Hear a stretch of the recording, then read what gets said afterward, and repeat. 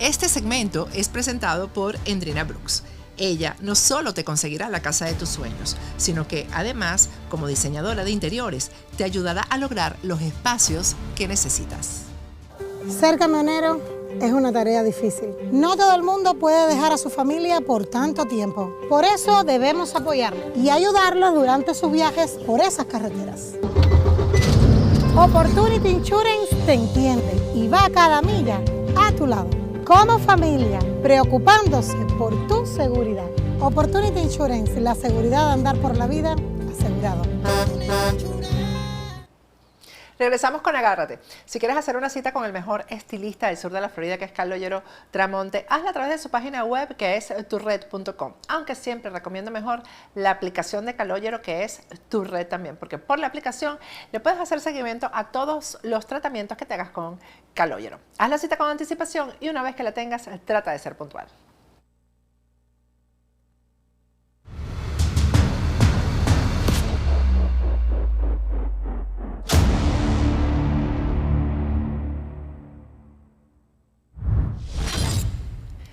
Regresamos con Agárrate.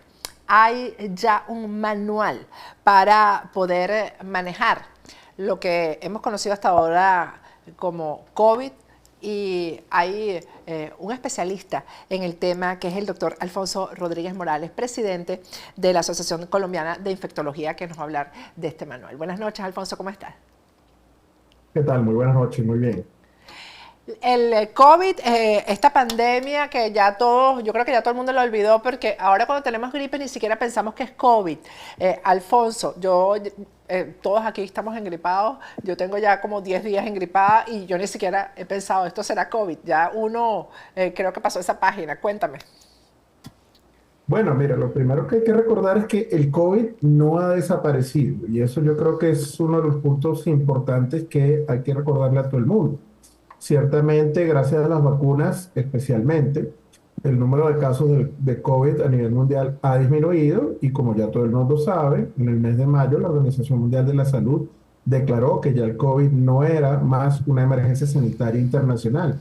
Pero la misma Organización Mundial de la Salud hizo énfasis en recordar que el hecho de que se dijese que ya no es una emergencia sanitaria de preocupación internacional no quiere decir que la enfermedad haya desaparecido del todo. Y por eso es muy importante que debemos seguir atentos a la prevención, al tema de la vacunación, y en el caso del sector salud, con respecto a esta guía que ya tú comentas, justamente que tengamos las herramientas correctas para poder manejar y tratar los casos que aún se van a seguir presentando de esta enfermedad. Háblame primero de cómo se elaboró la guía, quiénes la elaboraron y en base a qué, Alfonso.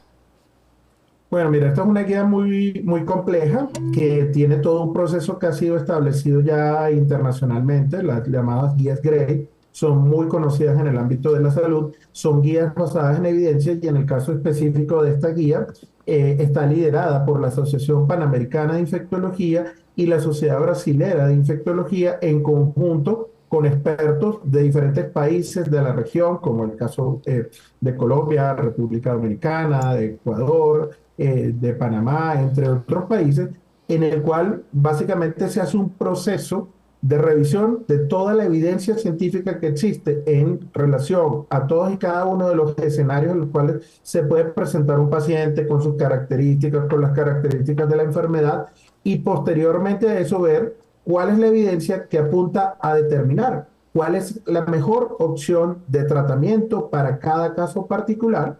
Y en esta guía pues se definen un escenario de los medicamentos que tenemos en este momento, porque han habido otros esfuerzos similares como este en el pasado, pero conforme avanza el conocimiento científico y avanza la disponibilidad de medicamentos, en este caso también, en el caso específico de América Latina, pues es necesario poder desarrollar, como se hizo con este panel de expertos temáticos y metodológicos, un documento que permita a todos los médicos de la región poder conocer cuáles son las mejores opciones para el tratamiento de cada paciente en particular con COVID en las diferentes circunstancias y con los distintos medicamentos que en este momento podemos usar potencialmente. Hablas de algo que es bien importante, y es que es para la región. Estamos hablando de América Latina. Alfonso, ¿qué diferencia hay entre el manejo del COVID en América Latina y en Europa, por ejemplo? Bueno, esto es muy importante porque debemos recordar que no contamos siempre con las mismas herramientas. Por ejemplo, los anticuerpos monoclonales, que son muy conocidos, por ejemplo, en los Estados Unidos, incluso que hasta el propio presidente Trump llegó a usarlos en algún momento cuando era presidente, y otros muchos más, pues han tenido una disponibilidad en otros países, primero que nada anticipadamente. Debemos recordar que los medicamentos no llegan a la misma par, por ejemplo, a todos los países de América Latina, y obviamente la gama de opciones es diferente. Entonces, esta guía está pensada justamente en el escenario de lo que contamos principalmente de los medicamentos para el tratamiento del COVID en los países de América Latina como Brasil, México, Argentina, Colombia, entre otros, y considera las características propias del comportamiento de la enfermedad en la región a su vez. La guía es para, me imagino, ¿es para el sector salud nada más o también es para los ciudadanos comunes y corrientes que no trabajan como médicos, enfermeras, etcétera? No, la guía está diseñada justamente para el profesional sanitario, en el cual un médico en este momento que esté, por ejemplo, hay muchos países, Patricia, que no alcanzaron a desarrollar ningún tipo de guía similar a esta aplicada a su contexto local. Colombia no fue uno de ellos. Nosotros acá en Colombia, la Asociación Colombiana de Infectología muy rápidamente desarrolló una guía adaptada al escenario solo colombiano y se actualizó en varias oportunidades. Lamentablemente tiene ahorita en este momento un desfase, no se ha vuelto a actualizar desde hace más de un año, pero justamente varios países lo lograron hacer en diferentes circunstancias. Pero muchos países no desarrollaron nunca, no pudieron tener esa oportunidad. Entonces, esta guía es importante especialmente en esos contextos en los cuales hay países que no tienen una guía que tome en consideración estas características regionales, y por eso el esfuerzo que hizo la Asociación Panamericana de Infectología en desarrollar una guía especialmente para lo que es la región de América Latina y el Caribe. Una pregunta que no puedo dejar de hacer. El efecto de la vacuna.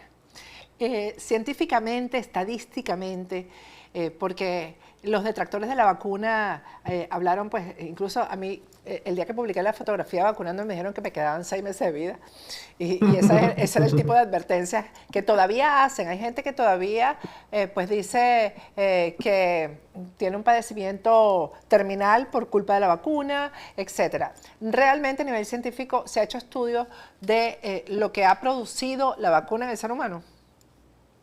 Mira, las vacunas están completamente estudiadas. En este momento, el número de estudios que se han hecho, que se han publicado, los estudios primero que se hicieron preclínicos, luego de fase 1, fase 2, fase 3, que era la fase que de hecho se exige para cualquier medicamento o vacuna que pueda ser aprobado, son muchísimos, son exhaustivos, son muy completos, y tenemos además ahora estudios de fase 4. Las tiendas que ofrecen ya nos muestran realmente toda la eficacia y la seguridad y la efectividad que las vacunas tienen. Es decir, la evidencia que tenemos es muy grande para soportar no solamente la importancia que la vacuna tuvo durante lo que fue las fases iniciales de los esquemas primarios, sino incluso hoy en día con el tema de los refuerzos.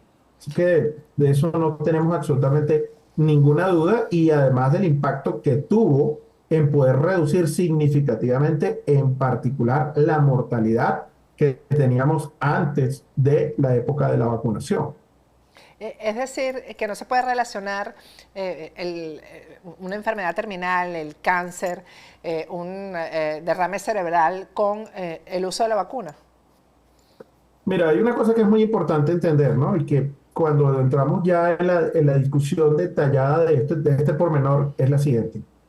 Todas, absolutamente las intervenciones médicas, todas las intervenciones quirúrgicas tienen efectos adversos. Tú te tomas en este momento un ácido acetil salicílico y ¿qué va a ocurrir? Tú puedes sangrar. Es un efecto adverso conocido. Una persona se toma un medicamento para la presión arterial como el enalapril y puede tener tos. Es un efecto adverso conocido. Entonces, todos los medicamentos, todas las intervenciones tienen algún nivel de efectos adversos. En la medida en la cual la frecuencia sea baja y no sean efectos adversos especialmente graves, pues obviamente estas intervenciones, los medicamentos terminan siendo aprobados y los usamos porque los beneficios superan con creces, en este caso, los riesgos. Y ese es el caso particular de las vacunas.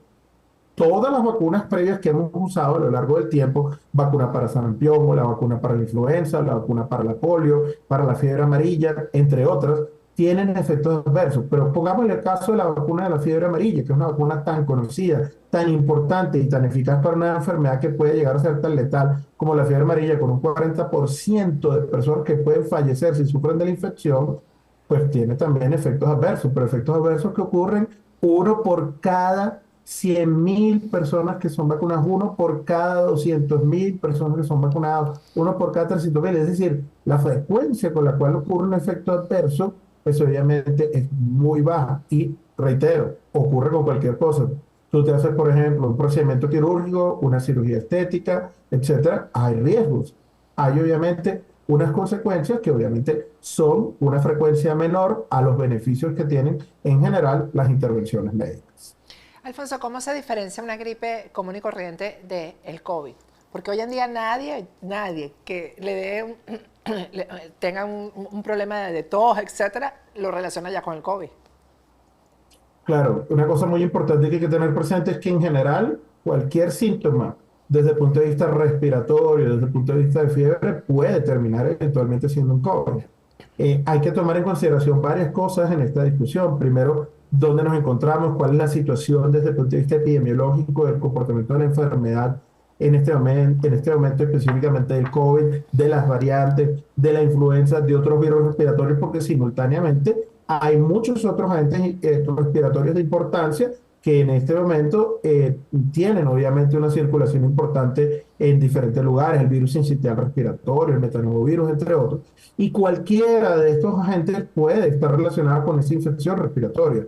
Incluso, no es muy frecuente, pero también pueden existir situaciones en las cuales dos o más de ellos también pueden simultáneamente afectar a una persona, lo que llamamos las coinfecciones. Una persona puede tener simultáneamente COVID e influenza, o puede tener COVID y un virus sincitial respiratorio, o puede tener un metanovirus a la vez. Eso puede ocurrir. Entonces, el hecho de tener síntomas respiratorios debe hacernos recordar que también COVID es una opción. Pero lógicamente lo importante es recordar el tema de que si yo estoy vacunado, si yo tengo mis refuerzos al día, dependientemente del país y del número de refuerzos que hayan disponibles, en este caso, como se está aplicando en la mayoría de los países, sobre todo desarrollados, las vacunas bivalentes que protegen contra la variante Omicron, pues el riesgo de que yo vaya a tener enfermedad es menor, y el riesgo de que esa enfermedad pueda conllevar a que yo termine teniendo una hospitalización asociada, pues también va a ser significativamente menor, y ahí la importancia justamente de la vacunación. El personal de salud, a nosotros nos ven realmente en el mundo entero. Por cierto, Alfonso es un orgullo venezolano porque él es el presidente de la asociación la Asociación Colombiana de Infectología, pero es venezolano. Y muchos médicos como tú nos ven, están alrededor del mundo, sobre todo en la parte sur de América. ¿Y cómo hacen para acceder a la guía que es tan completa? Como tú dices, Sí, ¿no? la guía en este momento justamente está de acceso libre, con la intención justamente de que no tenga ninguna barrera de acceso al personal de salud. Está publicada en la revista científica Annals of Clinical Microbiology and Antimicrobials, que es una revista de primer nivel en el área de enfermedades infecciosas, y en este momento puede cualquier persona, al buscar la guía, encontrarla. Se está difundiendo, está por las redes, está en la página web de la Asociación Panamericana de Infectología, están en nuestras redes, en la red, en mi Twitter, en el Twitter de la Asociación Panamericana de Infectología, en el Twitter de la Asociación Brasilera de Infectología, y se está distribuyendo también a las diferentes asociaciones de la región. Y además, el mes que viene de septiembre, se va a hacer una amplia difusión de esta guía en el marco del Congreso Panamericano de Infectología, que se va a llevar a cabo del 13 al 15 de septiembre en la ciudad de Buenos Aires, Argentina. Muchísimas gracias, Alfonso. Gracias por compartir esto con nosotros. Con muchísimo gusto. Bueno, estamos hablando con el doctor Alfonso Rodríguez, que es el presidente de la Asociación Colombiana de Infectología. Médicos que nos vean, que están en esta parte, en esta región del mundo, estén pendientes de esta guía tan importante. Vamos a ir a un corte y al regreso, los 15 minutos de Rubén Chirino Leañez. Ya regresamos.